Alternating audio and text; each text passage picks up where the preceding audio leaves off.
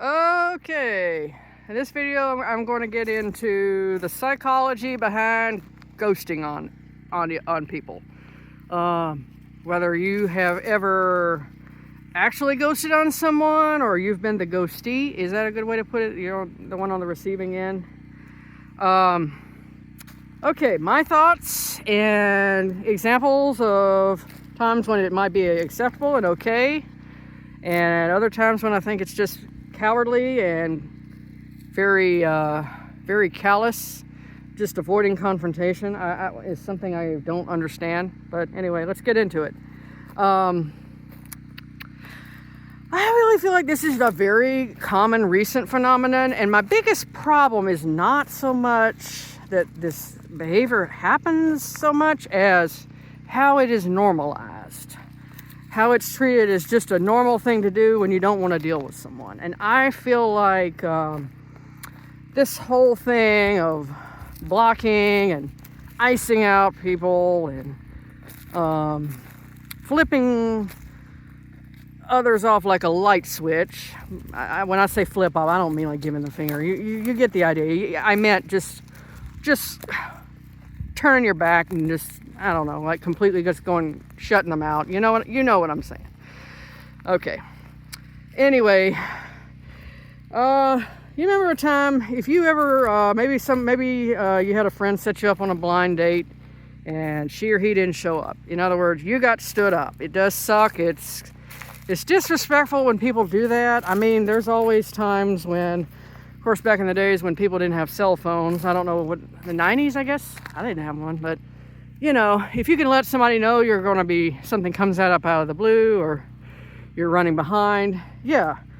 I mean, people can do that now, but a no-show is pretty much not acceptable. It's disrespectful and rude and, you know, shows a lack of respect for your time. And if you ever hear from them again, my feeling is if they didn't have a really, really good alibi, I wouldn't give them a second chance. Just my thoughts there. Have I ever been stood up? I think one time, and it was somebody I already knew, but the story was, okay, it's too much to go into here. But anyway, moving on. Self-preservation and trying to shield yourself from drama. Okay, everybody's situation is different. Everybody's different. Ghosting on someone, it might be a good course of action if you're trying to avoid drama. I guess it depends on who you're dealing with, you know. That might, it might protect you from dealing with things that you might be not worth your energy or something or could get you seriously harmed in some way. I guess that's why we have courts. Also, let's say the second scenario is if you're talking about situations that of very low investment. Let's say you met somebody from a dating app and you had one or two dates and then you don't hear from them anymore. If that happened to you, and I'm sure it happens to everybody, myself included, let that person go. 2 dates, let's face it, it's too soon to get emotionally invested over someone. And most likely, if they were to talk to you about why they bailed out, they might not be able to tell you anything that wouldn't hurt your feelings. Maybe that could be part of it. Trying, you know, most people are not going to say, well, I didn't feel any chemistry, or I didn't feel like we aligned on our political views.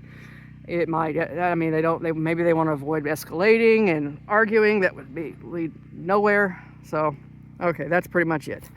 But I feel like other scenarios though, the normalization of ghosting on others, I don't know. It makes me feel like we haven't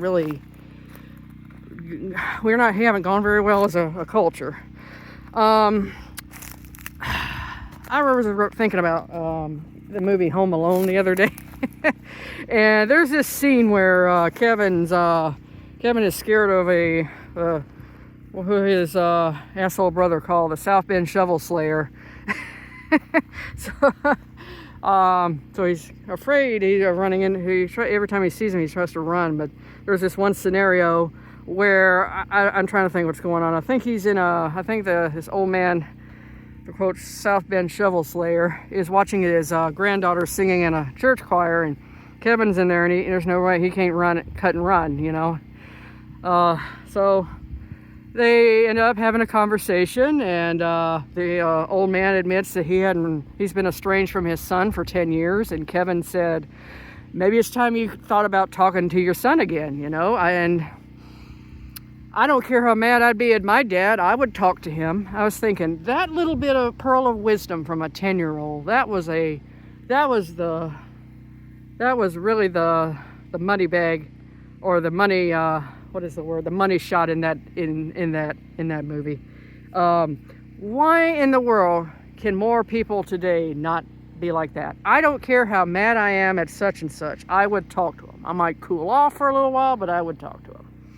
And this is the one thing I miss about school and traditional workplaces, is you had to deal with people you didn't always align with or agree with, you know, and we were so much better off, and our lives were more enriched when we were forced to deal with these people. Who knows, eventually we'd come around and we'd start to like each other a little more. I mean, I remember this one boy at school one time who said, I guess we were working on some group project. He said, I like you a little bit, but I don't like you a lot. I was like, oh, that's cool. So that little bit of honesty was kind of, well, I appreciated that.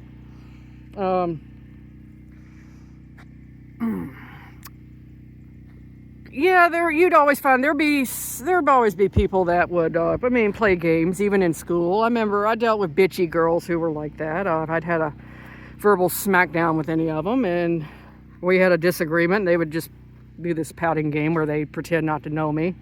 Of course, it was a lot easier in a classroom school environment. Girl does what I call the silent but deadly treatment, and by that I mean no, not a noxious fart, but I'm talking about pretending not to know you.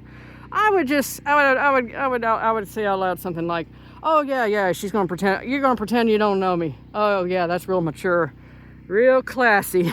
And because there would always be people around that would hear me.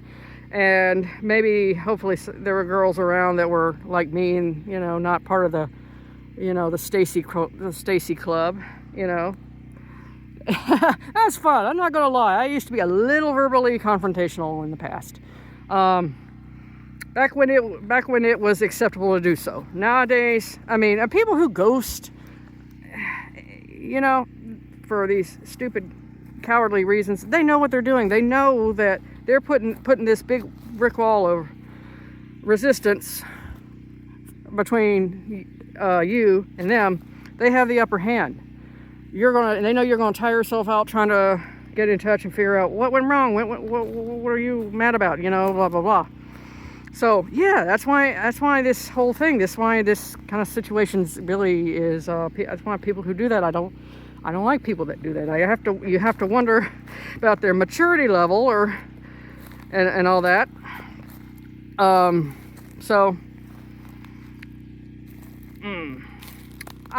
Anyway, well, I've rambled about this long enough about this whole ghosting thing, and I have dealt with in adulthood people like that.